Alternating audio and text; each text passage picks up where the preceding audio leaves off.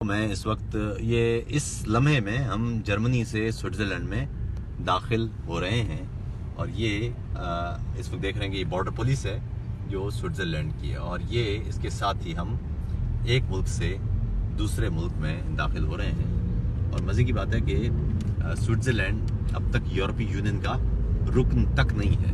इसके बावजूद ये शेंगन मुल्क है, शेंगन माहदे के तहत, इसलिए हमें बगैर किसी वीज़े के और यूरोपीय यूनियन की बुनियादी एक जो खुसूसियत है, यानी अफराद को, यूरोपीय शहरियों को जो नक़्ल व हरकत की आज़ादी दस्तयाब है, उसके तहत शेंगन माहदे के तहत हम बगैर किसी रोक टोक के एक मुल्क से दूसरे मुल्क में दाखिल हो चुके हैं। और अब चूँकि नया मुल्क है, दूसरा मुल्क है, इसलिए यहाँ पर जो साइंस हैं वो भी अब मुख्तलिफ रंग के नज़र आ रहे हैं। ये आपकी निगाह में होगा इस वक्त। अब से ठीक 2 किलोमीटर दूर बाज़िल शहर है जो जर्मनी और स्विट्ज़रलैंड के दरमियान ये पहला बॉर्डर पर है और ये पहला स्विस शहर है। आदाब।